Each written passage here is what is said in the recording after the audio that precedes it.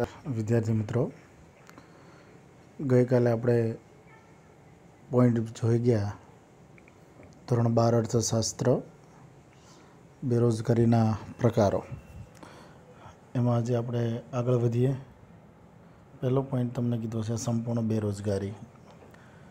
જે વ્યક્તિઓ પ્રવર્તમાન વેતન દરે રોજગારી મેળવવા માંગે છે અને જરૂરી લાયકાત પણ ધરાવે છે, પરંતુ તેમને બિલકુલ રોજગારી ના મળતી હોય તો તેઓ સંપૂર્ણ બેરોજગાર કે ખુલ્લા બેરોજગાર કહેવાય છે. સામાન્ય રીતે આપણે જોવા જઈએ તો આ જે પોઈન્ટ છે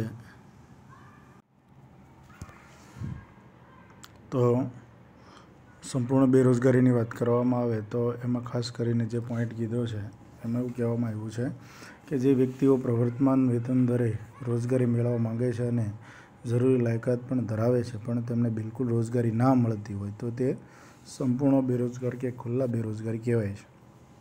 મિત્રો, વ્યક્તિ કામ કરવા માટે હાલના વેતન દરે તૈયાર હોય. હાલમાં આપણે સ્થિતિ જોઈએ છીએ, કોરોનાની સ્થિતિના કારણે લોકો કામની શોધમાં છે, લાયકાત ધરાવે છે, પણ છતાં કામ નથી મળતું, તો તે આપણે જોઈએ છીએ આ બેકાર કહેવાય છે, આ સંપૂર્ણ બેકાર કહેવાય છે. સાથે સાથે એવું પણ કીધું કે સામાન્ય રીતે જે દેશમાં શ્રમનો પુરવઠો ઝડપથી વધતો હોય અને શહેરીકરણની પ્રક્રિયા પણ ઝડપી થતી હોય, આવી સંપૂર્ણ બેરોજગારીનો વૃદ્ધિ દર ત્યાં વધારે ઊંચો જોવા મળે છે. એટલે કે શ્રમિકોની સંખ્યા વધતી જતી હોય, સામે શહેરીકરણની પ્રક્રિયા પણ ઝડપી હોય, ત્યાં સુધી આવી સંપૂર્ણ બેરોજગારીનો વૃદ્ધિ દર ઊંચો હોય. આ પ્રકારની બેરોજગારી ગામડા કરતાં શહેરોમાં વધુ જોવા મળે અને જેમાં મોટાભાગના ખુલ્લા બેરોજગારો ગામડામાંથી શહેરોમાં કામની શોધમાં આવેલા વ્યક્તિઓ હોય છે. સંપૂર્ણ બેરોજગારીનો ભાગ સામાન્ય રીતે શિક્ષિતો અને તાલીમ વગરના વ્યક્તિઓમાં વધુ બનતા હોય છે. મિત્રો, લાંબો સમય સુધી બેકાર એટલે રહેવું પડે છે કારણ કે એને તાલીમ નથી મળેલી હોતી, એટલા માટે. સંપૂર્ણ બેરોજગાર વ્યક્તિઓ કામ કરી શકે તેમ હોવા છતાં કામ મેળવી શકતા નથી. કામની શોધમાં હોય, કામ શોધતા હોય, પણ છતાં એને કામ નથી મળતું. આવી વ્યક્તિઓ વસ્તુઓનો વપરાશ અને ખર્ચ તો કરતા જ હોય છે, તેથી તેઓ બોજારૂપ બને છે અને ઉત્પાદકતા ઘટવાનું કારણ પણ બને છે. સંપૂર્ણ બેરોજગારીનું પ્રમાણ 15 થી 25 વર્ષની વય જૂથની વ્યક્તિઓમાં વધુ જોવા મળે છે. સ્વાભાવિક છે, વ્યક્તિનું જીવન ધોરણ ચાલતું હોય એટલે એને ખર્ચ કરવાની પણ જરૂરિયાત ઉત્પન્ન થતી હોય, એટલે આવા લોકો ખર્ચ પણ કરતા હોય છે અને એ બોજારૂપ બનતા જતા હોય છે. કામની શોધમાં હોય છતાં કામ ન મળે એટલે બેકારીનું પ્રમાણ વધતું જાય છે. સાથે એવું પણ કીધું કે સંપૂર્ણ કે ખુલ્લી બેરોજગારીનો આંક આધારભૂત રીતે મેળવવો મુશ્કેલ હોય છે, છતાં પણ તે માપવાની 3 પદ્ધતિઓ છે. એમાં પહેલી પદ્ધતિ છે રોજગાર વિનિમય કેન્દ્રમાં થયેલ નોંધણી દ્વારા, શ્રમના પુરવઠાના સેમ્પલ સર્વે દ્વારા, વસ્તી ગણતરીના આંકડા દ્વારા. સ્વાભાવિક રીતે મિત્રો જોવા જઈએ તો આ 3 પદ્ધતિઓ ટૂંકા સવાલમાં પૂછાય તો આપણને આવડવી જોઈએ કે રોજગાર વિનિમય કેન્દ્રોમાં થયેલી નોંધણીના આધારે મળે, શ્રમના પુરવઠાના સેમ્પલ સર્વે દ્વારા મળે, વસ્તી ગણતરી દ્વારા આપણને સંપૂર્ણ બેરોજગારીનો ખ્યાલ જોવા મળે છે. સાથે સાથે મિત્રો એવી પણ વાત કરવામાં આવી છે કે સંપૂર્ણ બેરોજગારીનો જે ખ્યાલ છે એ ખ્યાલ વિકસિત દેશોમાં અથવા તો શહેરી વિસ્તારમાં વધારે જોવા મળે છે. ત્યાર પછી મિત્રો અહીં આપણને વાત કરવામાં આવી છે અર્ધ બેરોજગારીની. અર્ધ બેરોજગારી કોને કહેશું? તો કે શ્રમિકો તેની શક્તિનો પૂરો ઉપયોગ કરી શકતા ન હોય, એટલે કે ઓછા સમય માટે કે લાયકાત કરતાં ઓછી લાયકાતવાળું કામ કરવું પડતું હોય અને સ્વીકારવું પડતું હોય તો તે અર્ધ બેરોજગાર છે. બરાબર મિત્રો, યાદ રાખજો, આ અર્ધ બેરોજગારી જે છે એ શ્રમિકો તેની શક્તિનો પૂરો ઉપયોગ કરી શકતા નથી. એ પ્રકારના એને ઓછી લાયકાતવાળા કામમાં રોકાવું પડે છે અને પરિણામે ઓછી લાયકાતવાળા કામનો સ્વીકાર કરવો પડે છે. આ પ્રકારની બેરોજગારી જે છે અર્ધ બેરોજગારી કહેવાય છે.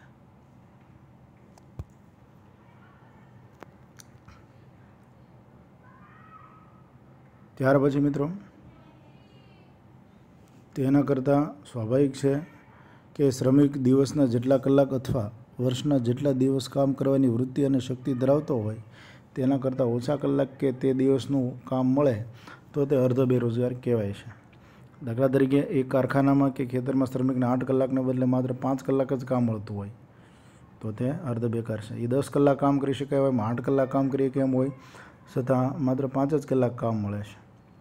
આ અર્થ મુજબ ભારતમાં ગ્રામ્ય વિસ્તારમાં ખેતી ક્ષેત્રે જોવા મળતી મોસમી બેરોજગારી પણ અર્ધ બેરોજગારીનો જ એક પ્રકાર છે. મિત્રો, ગામડાઓમાં જઈએ તો સ્વાભાવિક છે મોસમી બેકારી, અમુક સમય સુધી કામ મળે પછી એને કામ નથી મળતું તો તે મોસમી બેકાર જ કહેવાય છે.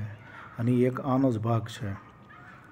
અર્ધ બેરોજગારીનો જ એક પ્રકાર છે, કારણ કે ખેતી ક્ષેત્રે રોકાયેલા જે શ્રમિકો છે ને વાવણી લણણીની મોસમમાં જ કામ મળે છે, પણ બાકીના સમયમાં કામ વગર બેસી રહેવું પડે છે. ભારત ખેતી પ્રધાન દેશ છે, એમાં મોટા ભાગે વરસાદ ઉપર જ આધારિત ખેતી છે અને સિંચાઈની સગવડ મર્યાદિત છે. ખેતી ક્ષેત્રે આવી મોસમી સ્વરૂપની બેરોજગારીની વિશેષ જોવા મળે છે, એટલે આ અર્ધ બેરોજગારી છે. તેવી જ રીતે કેટલીક શિક્ષિત વ્યક્તિઓની તેમની લાયકાત કે ડિગ્રી પ્રમાણે પણ કામ ન મળતા નીચી કક્ષાનું એટલે કે ઉતરતી કક્ષાનું કામ સ્વીકારવું પડે છે, તેને પણ અર્ધ બેરોજગારી કહેવાય છે. દાખલા તરીકે કમ્પ્યુટર એન્જિનિયરની ડિગ્રી ધરાવનાર વ્યક્તિને ગેરેજમાં કામ કરવું પડે, જે ખૂબ જ અઘરી અને ગંભીર સ્થિતિ કહેવાય. કોમ્પ્યુટરની ડિગ્રી સારી ધરાવતો વ્યક્તિ એન્જિનિયર હોય અને એને ગેરેજમાં કામ કરવું પડે તો એ ખૂબ જ ગંભીર સ્થિતિ ગણી શકાય. તો આ વાત હતી મિત્રો. સૌથી પહેલાં જે પોઈન્ટ આપણે જોઈ ગયા કે ભાઈ સંપૂર્ણ બેરોજગારી, જેની અંદર પૂરેપૂરા સમય માટે એને કામ બિલકુલ મળતું જ નથી. બીજું અર્ધ બેરોજગારી, કે જેને પોતાની શક્તિ મુજબ કામ કરી શકતા નથી, ઓછા સમય માટે કામ કરવું પડે છે, તેથી તેને અર્ધ બેરોજગારી પણ કહેવાય છે. તો આ પોઈન્ટ 2 જોઈ. ત્યાર પછી મિત્રો ત્રીજા પોઈન્ટમાં આપણને મુદ્દો કીધો છે કે ભાઈ સામાન્ય રીતે જે આપણે અવારનવાર જે સ્થિતિનો ભોગ બનીએ છીએ એની વાત કરવામાં આવી છે. પ્રચ્છન્ન બેરોજગારીની વાત કરી છે અહીંયા મિત્રો. પ્રચ્છન્ન બેરોજગારી એટલે શું? તો કે છુપી બેકારી. પ્રચ્છન્ન બેકારી એટલે છુપી બેકારી. આ પ્રકારની પ્રચ્છન્ન બેરોજગારી ભારત જેવા વિકસતા દેશમાં વિશેષ જોવા મળે છે.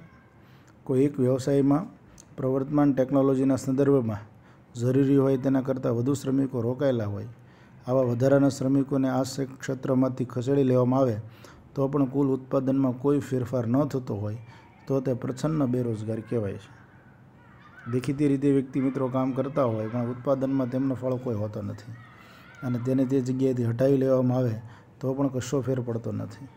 સ્વાભાવિક રીતે અહીંયા જે વાત કરવામાં આવી છે એ પ્રમાણે કે ભાઈ ટેકનોલોજીના સંદર્ભની, કે ભાઈ કોઈ એક વ્યવસાયમાં પ્રવર્તમાન ટેકનોલોજીના સંદર્ભમાં જરૂર હોય એનાથી વધારે 5 લોકો રોકાયેલા હોય અને એને હટાવી લેવામાં આવે તો કામમાં કોઈ ફરક ન પડતો હોય તો આવા સંજોગમાં તે પ્રચ્છન્ન બેકારી કહેવાય છે.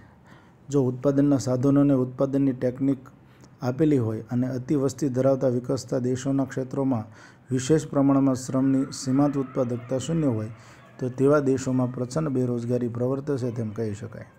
જ્યાં ઉત્પાદનોના સાધનો વધારે છે, ટેકનિક વધારે છે, અતિ વસ્તી ધરાવે છે, એ ક્ષેત્રમાં વિશેષ પ્રમાણમાં આ પ્રકારનું પ્રમાણ જોવા મળે છે. અને એક માર્કનો સવાલ છે મિત્રો કે આ પ્રકારના દેશોમાં શ્રમની સીમાંત ઉત્પાદકતા કેવી હોય? શૂન્ય હોય છે. ઉપરયુક્ત અર્થ મુજબ એમ કહી શકાય કે પ્રચ્છન્ન બેરોજગારીની સીમાંત ઉત્પાદકતા શૂન્ય હોય. એક માર્કમાં મિત્રો ટૂંકો સવાલ પૂછાય તો ફરજિયાત ખાસ યાદ રાખજો. ભારતમાં વસ્તી સતત વધતી ગઈ છે, તેથી રોજગારીની જે સમસ્યા છે એ પણ વધતી ગઈ છે, કારણ કે રોજગારી માંગનારા જે છે એનો દર ઊંચો હોય છે. સાથે સાથે દેશમાં ખેતી સિવાયના અન્ય ક્ષેત્રોમાં પૂરતો વિકાસ થયો ન હોવાથી રોજગારી માંગનારની જે વધારેની વસ્તીનું ભારણ છે ખેતી પર આવે છે. અને આ વધારાના જે શ્રમિકો છે ખેતી ક્ષેત્રમાંથી ખસેડી લેવામાં આવે તો પણ ખેતી ક્ષેત્રે ઉત્પાદનમાં કશો ઘટાડો થવાનો નથી. આમ વધારાના શ્રમિકોની સીમાંત ઉત્પાદકતા શૂન્ય હોવાથી આ શ્રમિકો પ્રચ્છન્ન બેરોજગાર છે તેમ કહેવામાં આવે છે. શહેરમાં પણ ઉદ્યોગ અને સેવા વેપાર ક્ષેત્રે એવી પ્રચ્છન્ન બેરોજગારી જોવા મળતી હોય છે. સામાન્ય રીતે વ્યવસાયમાં શ્રમ કાર્ય કુટુંબ દ્વારા થતું હોય એમ શ્રમિકોને વેતન નાણાકીય સ્વરૂપમાં ન ચૂકવવામાં આવતું હોય તેમાં પ્રચ્છન્ન બેરોજગારી વિશેષ જોવા મળતી હોય છે. જ્યાં આખો પરિવાર કામ કરતો હોય, ઉદ્યોગ અને વેપાર ક્ષેત્રે આવી પ્રબળ સમસ્યાઓ જોવા મળતી હોય અને જે વ્યવસાયમાં શ્રમ કાર્યમાં કુટુંબ આખું રોકાયેલું હોય એ લોકો આ બધા પરિવાર સાથે કામ કરતા હોય એટલે કોઈની કદર થાય નહીં, અને જે કામ કરવાનું છે તે બધા પરિવાર સાથે કરતા હોય એટલે એમાં શ્રમની ઉત્પાદકતા મળતી નથી. દાખલા તરીકે આમાં ઉદાહરણ આપ્યું છે કે 10 હેક્ટર જમીનનો ઇષ્ટતમ ઉપયોગ કરવામાં આવે છે અને તેમાં વધુમાં વધુ 5 શ્રમિકોને રોજગારી પૂરી પાડી શકાય એમ હોય, પરંતુ અન્ય સ્થળે કામ મળે તેમ ન હોવાથી કુટુંબના બીજા 3 સભ્યો પણ આ જ ખેતરમાં કામમાં જોડાઈ જાય, પણ તેમના જોડાવાથી ખેતરના કુલ ઉત્પાદનમાં કોઈ વધારો થવાનો નથી. તો આ વધારાના 3 શ્રમિકો પ્રસન્ન બેરોજગાર છે તેમ કહેવાય. આવા શ્રમિકો બેકાર દેખાતા નથી, પણ તેમની સીમાંત ઉત્પાદકતા શૂન્ય હોવાથી તે પ્રચ્છન્ન બેરોજગાર કહેવાય છે. મિત્રો, ખરેખર આજે પ્રચ્છન્ન બેરોજગારીની આપણે વાત કરવામાં આવી છે. એમાં ટૂંકમાં એવું ઉદાહરણ આપ્યું છે, ખેતરમાં 10 જણાની જરૂર ન હોય છતાં રોકાયેલા હોય, એમાંથી 3 જણાને હટાવી લ્યો અને 7 જણા કે 8 જણા બચે તો પણ ખેતરના ઉત્પાદનમાં કશો ફેર પડવાનો નથી, કારણ કે બીજા લોકોની સીમાંત ઉત્પાદકતા શૂન્ય હોય, એમાં કશો ફેર પડશે નહીં. તો મિત્રો, ખાસ કરીને આ જે પોઈન્ટ આપણને આપવામાં આવ્યો છે એ પોઈન્ટને વિશેષ સારી રીતે સમજવાનો પ્રયાસ કરવો જોઈએ. તો આ વાત હતી પ્રચ્છન્ન બેરોજગારીની. ધન્યવાદ. બાકીનો આવતીકાલે.